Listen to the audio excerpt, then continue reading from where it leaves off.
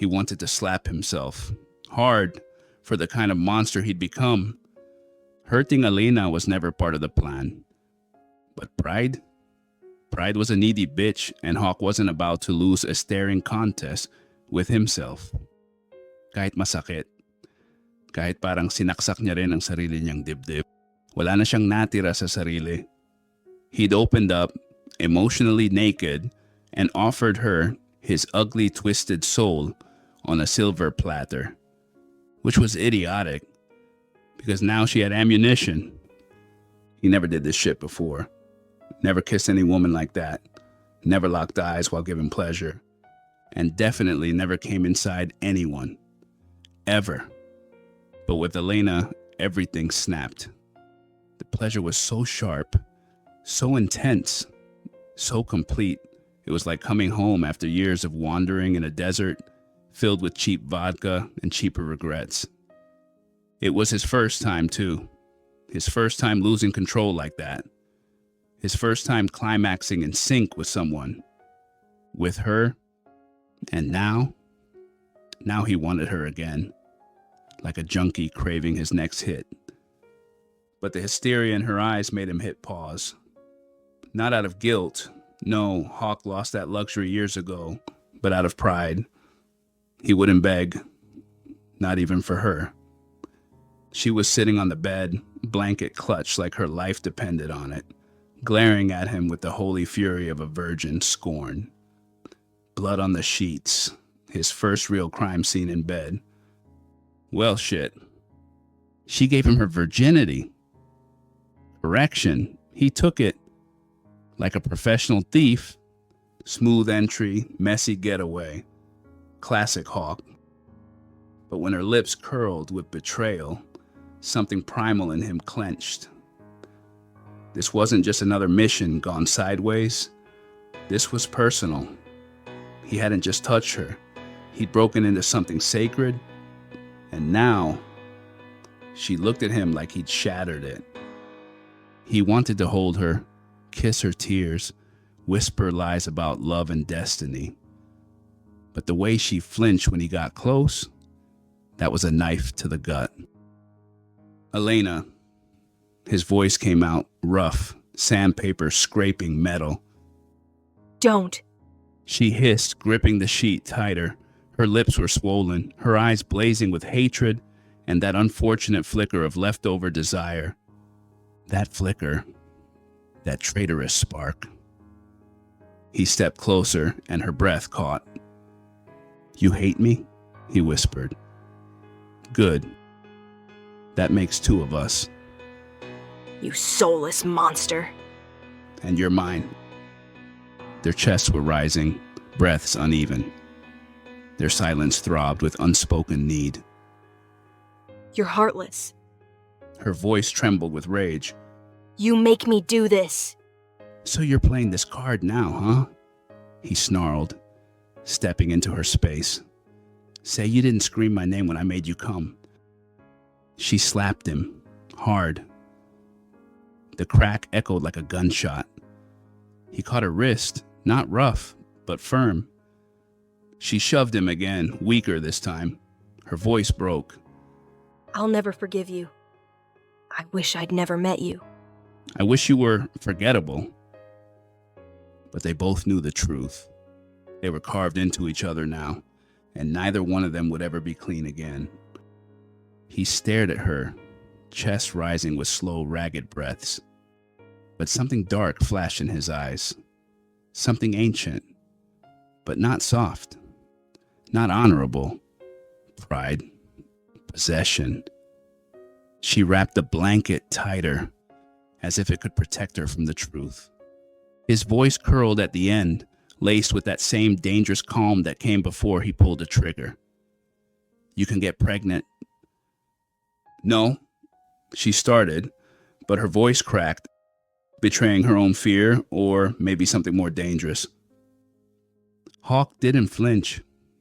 He just stared at her like he was trying to memorize her entire face, from the sharp pride in her jaw to the tremble at the corner of her mouth. "Yes," he said quietly. His tone didn't soften. The way your body drank everything I gave? You think there won't be consequences? Alena swallowed hard, back hitting the wall. Hawk didn't touch her, but his presence pressed against her like a shadow she couldn't outrun. And don't act like it won't happen again.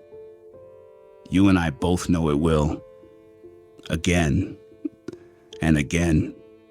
She shook her head. That was a mistake.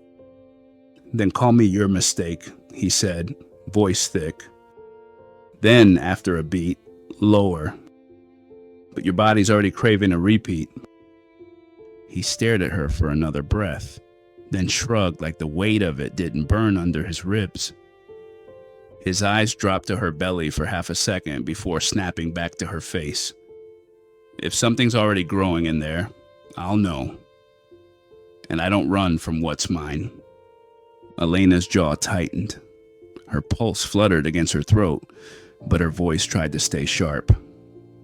You think I'll let you keep me just because of that? He didn't blink. You think I need permission? She glared at him, breath shallow, but her spine stayed straight.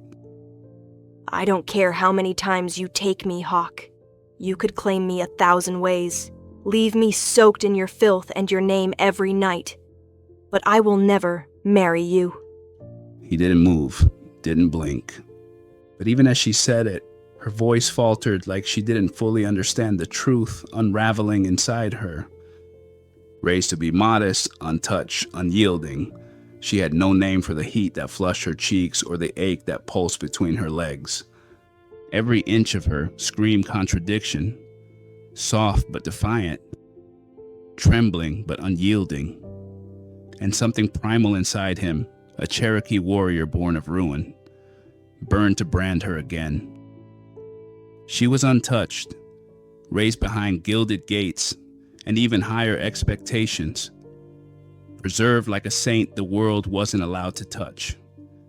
And he had ruined her, not with tenderness, not with patience, but with hunger, starved, primal, and possessive. She had screamed at him, spat venom and betrayal, told him she hated him with everything she had, and still she let him touch her, because her body didn't hate him, her body remembered. He had taken her like a man losing his mind, his mouth everywhere, his hands greedy, his body relentless. Every sound she made fed something dark and reverent inside him. She hadn't been broken. She'd been claimed. Now she wrapped herself in crumpled sheets, the faint, unmistakable stain of blood seared into the fabric like a signature. Proof. Evidence of what they'd done, what she'd given him. Her virginity, her trust, her body. Her defiant eyes were wide, her chest rising and falling in uneven rhythm. Her lips were kiss-swollen. Her skin still bore his teeth, his tongue, his name, like he had rewritten her in fevered strokes and worship. She looked at him like she still didn't understand why her thighs kept clenching under the blanket, like she needed him to explain why her body still throbs with the echo of him, even when her heart was at war. Your body's still aching, he thought. You're still mine, whether you admit it or not. And she, biting her lip, cheeks flush, thighs clenching harder, could only stare back, wrecked and radiant. She didn't need to say anything, because her body already had, and if she so much as breathed his name with that same tremble again, he knew he'd take her all over.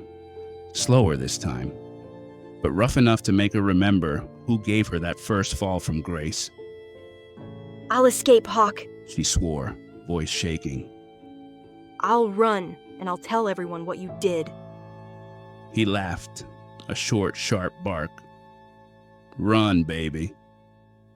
If you do, I'll make your family's life a horror movie. She froze. Good. That was the point. You think you're untouchable because of your surname? Because your brother plays hero? Cute. I eat heroes for breakfast. When her chin lifted, classic heiress bravado, he almost admired her. You escape and I'll destroy all of them, one by one. They won't know when or how. They'll just know it's me." She paled. Bingo. "Alena, your brother owes me, and you're the payment." The shock in her eyes tasted almost sweet. "Keep her." The voice in his head, the same one that whispered during his kills, was screaming now. But instead, his mouth betrayed him. "You choose. You or your precious family." Her silence was loud. He could read her mind like subtitles on a bad soap opera. Her legs shifted beneath the sheets, rubbing together for relief. And God, he wanted to. He could see it, how wet she was, how sensitive, how tight her thighs pressed together, desperate to ease the burn he'd left inside her. And fuck, he wanted to crawl back into that heat and wreck her all over again. She didn't want him, but she did. And that made him even more dangerous. She didn't know yet that her body belonged to him now, that it remembered every thrust, every filthy praise he whispered while she shattered around him. And she would keep aching until he claimed her again. His cock twitched at the thought. He didn't move. Not yet, but his eyes devoured her. Then he spoke again, lower this time, calculated. "You want a deal? Here's mine, stay with me, indefinitely. Be mine. No lies, no secrets, no escape clause. You stay, and your family stays untouched. You disappear, and they suffer." She blinked. A standoff. You're bluffing. Her voice rough with disbelief. "You think I'm some broke thug with no plan?" He added, voice low and razor sharp. "Honey, I was plotting my enemy's downfall before you got your first period." He growled, eyes dark and steady. Her breath hitched. "And in return," he added, stepping closer until she could feel the heat rolling off him, "your precious family stays untouched. Untouched by my wrath and by the men who love to finish what I started."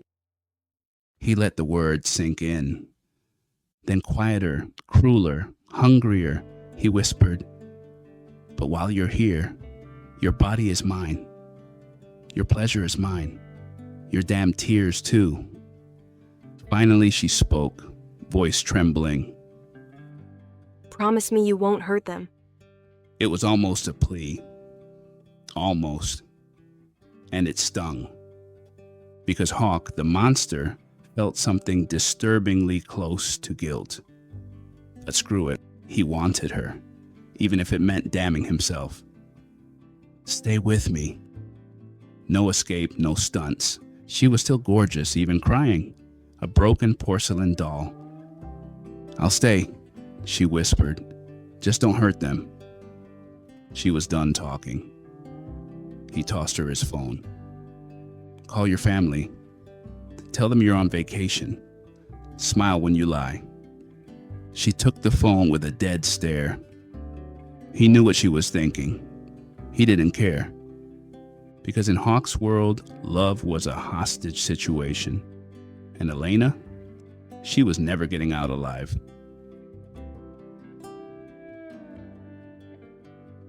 Alena stared at the phone in her trembling hands. "Call your family," Hawk had told her moments ago, voice calm but firm. "They need to hear your voice." So she did. She forced herself to smile, to speak lightheartedly while her voice trembled beneath the surface. Hawk stood by the wall, watching her the entire time. Silent. Still. But his gaze never left her face. He saw it, the flush that crept up her neck when their eyes met, the slight tremble of her fingers, the way her thighs subtly pressed together under the blanket like her body couldn't forget him. And she hated that he noticed, hated even more that her body kept remembering. "Mama, I'm okay.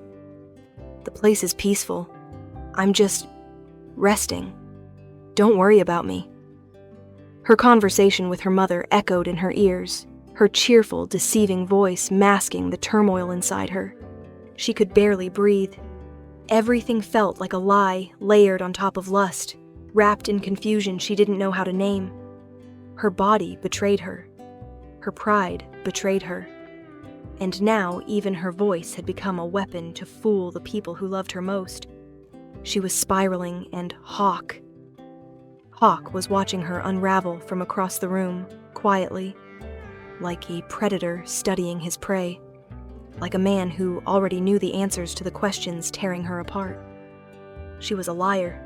She had just assured her mother that she was fine, that she was on a peaceful retreat, safe and sound, when in reality, she was here, in Hawk's bedroom, in his bed, in his arms.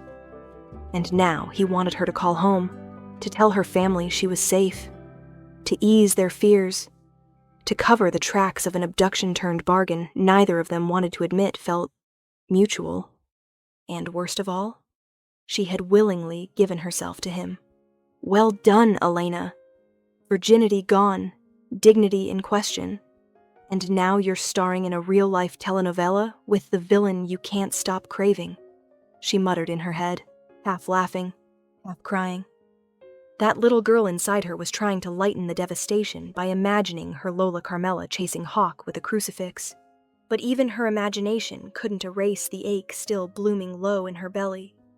And agreed, between gasps and desperate kisses, to keep her location a secret. Not for herself, but to protect her brother's fragile peace of mind. Alena squeezed her eyes shut, hating herself. Because despite everything, despite knowing she was here under a ruthless bargain, despite knowing Hawk wasn't supposed to be hers, she didn't regret it. No matter how hard she tried, her body betrayed her. Her skin still buzzed with the aftershock of his touch. Her thighs clenched as phantom echoes of his hands traced every inch of her. And her lips? Swollen, bruised, claimed. Damn it.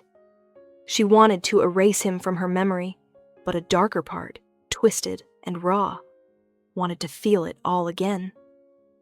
She sat, curled on the bed, Hawk's scent wrapping around her like smoke. Her pride screamed, her mind resisted. But her body ached. And just when she thought the silence would crush her, he stepped back into the room. Hawk, shirtless, barefoot, like temptation in motion. She stiffened, arms crossing instinctively, hoping he didn't notice the heat crawling up her neck.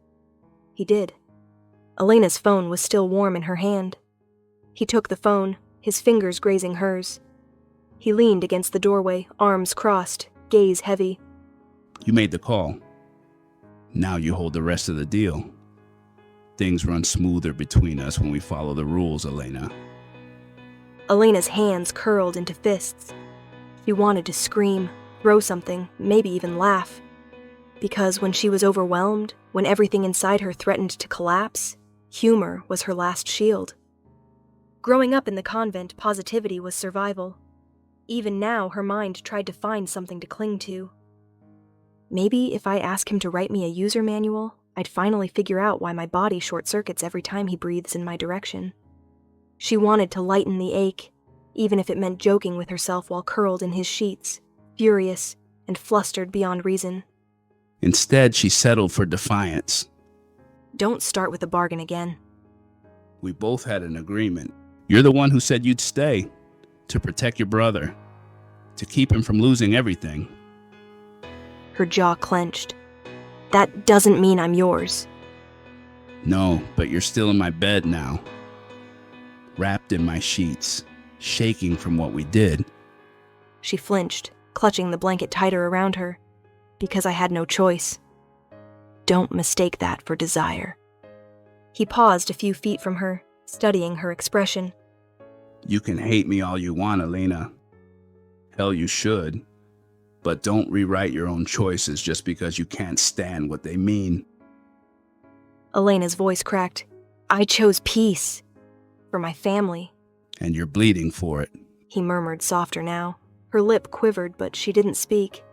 His voice dropped even lower. Next time you lie to your mother, make sure it doesn't sound like it's killing you. She opened her mouth, but no words came. I'm not your hero, Hawk said. but I'm not the monster you keep trying to paint either. And with that, he turned and walked away, leaving her in the quiet storm of her choices.